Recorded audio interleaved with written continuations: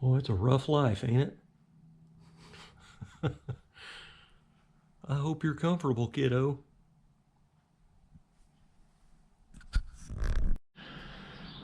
All right, guys, today is Friday, May 6th, 2022, and it is afternoon. So this is turning out to be a pretty bad day for me. So I will get you started on what's going on because there has been a sudden change of plans, as what usually happens to me around here. I knew it was coming, but I was kind of hoping it would, hold on for a little bit more, but no such luck. So this morning, about 8:30, I come out here, did a video right off the calendar and everything, told my plans for the day, what I was going to do. I had everything planned out for the weekend. My wife's going to be gone this weekend to her mother's, so I was going to try to get the bodywork finished up and get this in primer on Sunday. So I was ready, rocking and rolling. Now the inside of this garage has been really, really dirty, dusty.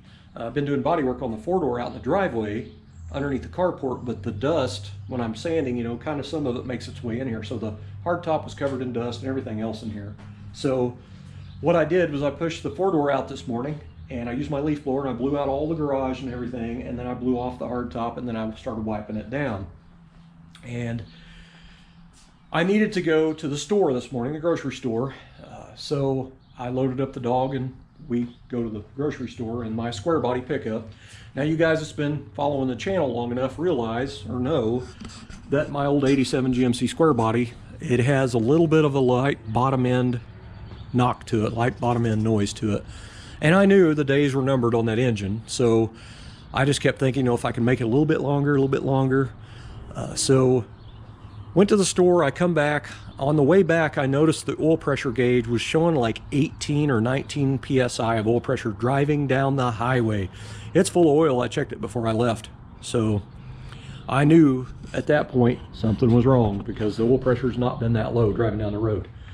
So when I pulled into the housing addition, I always roll my window down and let my dog hang out the window, and I could hear it. I could hear something bad going on. And when I looked at the oil pressure gauge, didn't look like it had hardly any oil pressure at all. So I drove up here into the driveway and I opened the door and got out and stuck my head into there, and it doesn't sound too good. So I don't think it spun a bearing, but it's about to. It may have, I don't know, but it's not a super bad bottom end, but it is a lot more audible than it was. Now I know it's bottom end. I know it is. I've had enough small block Chevys and built them and a lot of experience with them. I know what a bottom end sounds like. It's not the torque converter bolts loose. I checked that like last summer because it started getting noise in it, and I thought they may be loose. Also, a sheared Woodruff key on the harmonic balancer will cause a bottom end sound too. There's nothing wrong with it. So I know something's up with that, especially when you got that low of oil pressure. So the engine needs overhauled in the truck, pretty much. I am not in the position right now to tear apart an engine out of that truck with all the other stuff that needs to be repaired on that truck. Like the transmission needs all new seals in it. It's leaking out of every seal on that exterior case of that tranny. It needs a shift shaft seal, speedometer seal, pan gasket needs a front pump seal, and a tail shaft seal. They're all just dried out. They're original. So that tranny needs to be at least cleaned up with a pressure washer and resealed, and a new filter kit at least. So that needs to be done while the engine's out. Now with that noise that it has, I know the crank journal on that journal is going to be not good shape. So I don't know how far they're going to have to turn that crank. So I called the machine shop and asked them how far they were behind. And he said it's probably going to be about 2 months. So it's not going to do any good to tear that truck apart, because once the engine's out of it, the truck's in the driveway. And that's all I need is 3 torn apart heavily projects here. So the only option I have is this one. So this is the new plan. I'm just going to go ahead and put a car cover right back on the four-door like I did last time, and just go straight to this. This car is in reality not that far away from being done. So it's going to be best just to finish this car out. I have everything here for this car. I don't think I have to buy one thing. I mean, most likely something will come up and I'll have to buy something, but it's not going to be an expensive part. I have all my antifreeze, my distilled water, I have my transmission fluid, my motor oil, I have everything here that I need. So I'm just going to go ahead and do that. So I've been trying to go around and, you know, look in here and see where I was when I stopped on this car, because I was trying to get it ready for Starboard show and it just didn't work out. I'd spent way too much time on the upholstery side of it trying to do stuff, and it just burned up my time and I run out of time on it. Well, at that point I got burnt out on it. So I wanted to jump on this and try to get this thing primered and the forward section painted so I could put the chassis under it. So now it's kind of a have-to case because I don't have any wheels. And if you've been following along on the channel, I sold my motorcycle like a month ago. So now I don't even have a motorcycle to go get parts at the parts store or even something using a backpack, obviously. But so I am pretty much stranded at this point because I do not want to drive that truck anymore. There's bad issues with it.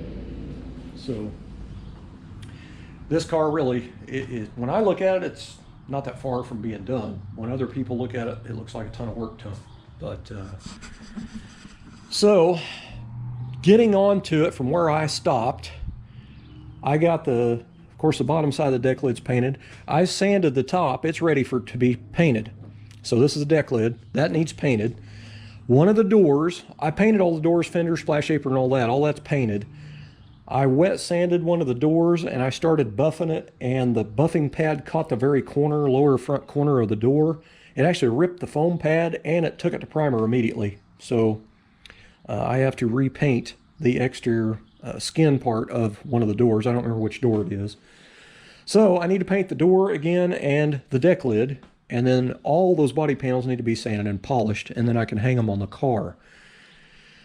I am not going to paint the hood right now because the bottom side of the hood, I did some body work to it and I put it in Z-Chrome, but I need to go back and block it dry with a guide coat and, you know, see what I can find in there and putty it up, and then I have to 2K prime it and all that stuff and then sand it and then paint it. So the hood needs quite a bit of work before the top side is ready to paint. The top side, the body work's done and it's in primer, but I think it actually needs to be blocked and checked. I don't remember. But I don't really want to mess with the hood right now. I don't need a hood on it to drive it up here to the store, drive to the parts store. I can drive it without a hood. That doesn't bother me because I'm not going to drive it in the rain anyway. So, you know, I'm not messing with the hood right now. I don't even care if I get the rear seat upholstered or any of the door panels finished. I don't think I've even cut the front door panels out yet, so I don't even need door panels in it to drive it. All I care about is having the front seat done, all the body panels on it, and at least the side windows and the trim on it. So as far as that goes, when I look at it, I'm like, oh, I can probably do that in a couple weeks, but the reality is it's probably going to take to about the time this car show is, which is June 18th, because it gives me, you know, a little over a month to get the car done. And that show being 5 minutes away, it'd be the perfect show to try to get the car done for. So this is the new plan as of today, which is May 6th. I want to get this car finished out and get it running and driving where I can use it, so I'm not stranded. This is kind of the smartest way to go. The four-door is going to take tons more hours than this one. This one I already had driven. I already drove it to the end of the block. I have a video of that. So I know at least the brakes work and most of the electrical system works. So I remember the gas gauge wasn't working, so I need to diagnose that. But anyway, that's where I'm at. Now, this car, I mean, in case you didn't catch all the videos of me working on this car, I had a 350 Chevy engine that I built and put in here. And when I bought all the brand new parts and put it all together and got it running, I was having 3 issues that by the time I figured all 3 brand new parts out of the box were bad, it pretty much destroyed that engine. Now, I did take, since I took the heads off of that engine, those are aluminum Edelbrock heads that were brand new, and I put them on this 406. That engine, I assumed at one point that it probably had a flat cam in it because it's a hydraulic flat tab. But this one has a roller, a Howard's hydraulic roller in it. But I pulled every one of those lifters one by one and looked at it, and those lifters still look brand spanking new and flat. So the cam and lifter in this engine is fine. So it had a bottom end knock to it. When you'd rev it up after it was up to temp, you'd go to give it throttle and it'd go clunk, clunk, clunk, clunk. So it's bottom end.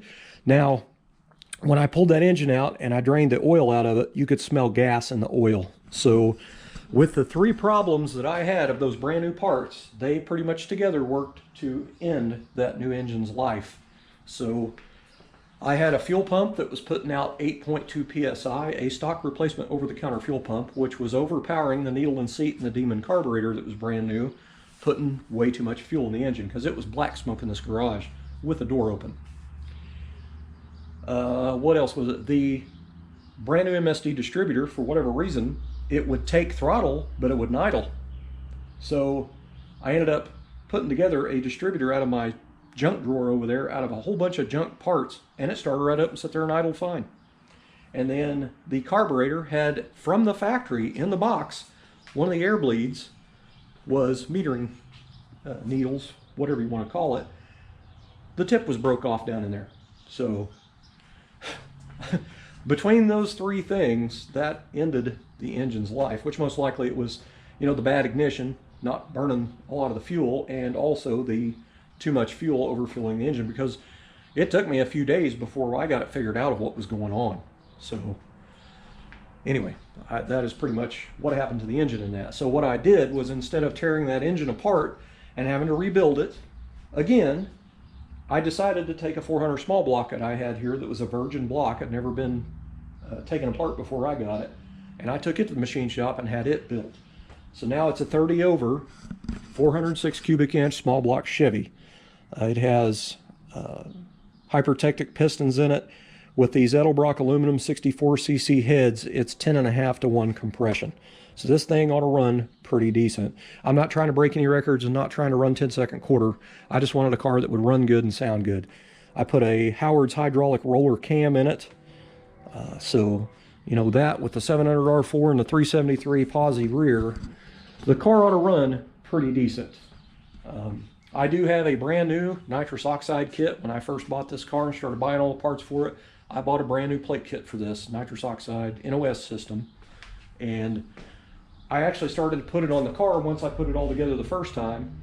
But by the time you put a plate underneath the carb with all them lines and all the crap, it just made that whole engine look cluttered, and I didn't like it.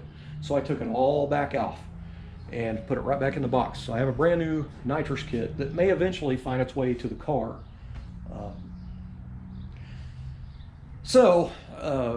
I've always kind of been a little bit of a street racer and a track racer. I've never had a bracket car, so to speak, but I always had cars that I drove to the track and raced them. I love racing, drag racing. I love it. It's one of my favorite things to do, but I haven't drag raced in a long time, several years.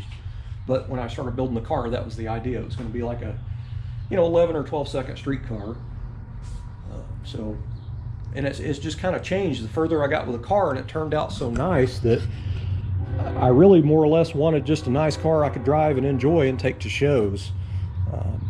I don't even like loud exhaust anymore. I don't know if that's when you know you're getting old or what, but anyway, guys, this is pretty much where I'm at. I have backed myself into a corner, and that really the only way out is to get this car done. Now, it does. When I thought about this, there's always good points and bad points to things. There is no bad points to getting on this car and finishing it. So this is the best way to go. So instead of tearing the truck engine out, having everything torn apart, and having it sitting here in the driveway where I can't get one of these cars out, it's best right now to finish this car and get it done, because I have parts all over our house for this car. I have 2 spare bedrooms in my house. One of them you can't even get in the door of. It is full of parts. The hood's in there, the doors are in there, the fenders are in there, splash apron, the front seat, all the stuff that's not on the car is in that house. So it would be awesome to get this car put together and done. So the way I'm looking at it is, this is going to be my vehicle that I can use. And yes, I'm going to drive the car. It turned out nicer than I thought it was going to be. I'm still going to show it, but I don't build my cars to sit in here and look pretty. This car is going to be driven. Just, not in the rain and not in the snow and that type of crap.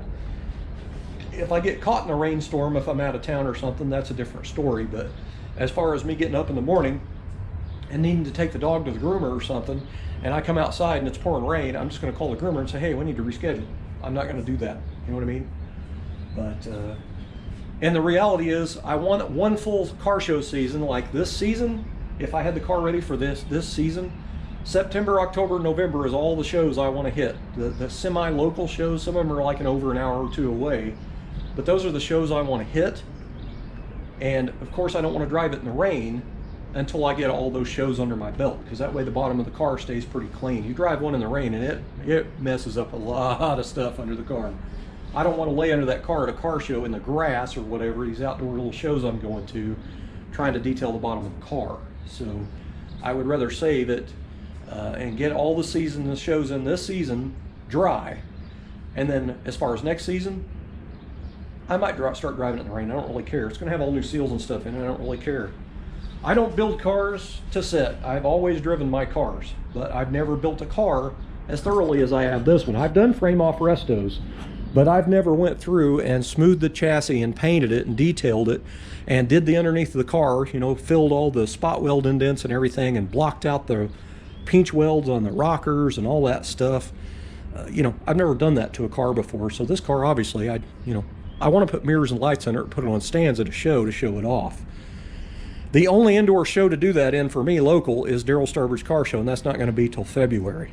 But anyway, that might give me enough time to buy all the stuff I need, you know, because I don't have any stands, I don't have any lights, I don't have any mirrors, none of that. I'm going to have to buy all that stuff. But this car is going to be one hell of a showpiece for sure. But it's time. I've been working on this car since 2013, so 9 years working on this car. It's time, you know what I mean? So I need to take the tire down, get the valve stem replaced because the valve stem's leaking on it at the rim. So I need to get that done. And then I'm just gonna, I haven't decided if I'm gonna go ahead and start working on the engine stuff, try to get it in the car, or go ahead and do some paint work. I'm kind of thinking about it. I need to do the paint work first. So that way, you know, the paint's got a little bit of time to cure before I start cutting and buffing. So I may do that. But I got a lot of preparations to make. I need to get the four-door, I need to get all the tools out of it and everything and put up, and then get it, you know, covered up and strapped down. Because it's, you know, it's going to have days that it's going to be sitting outside, and there may be days I have to leave it out overnight, so I definitely want to cover it as the best I can.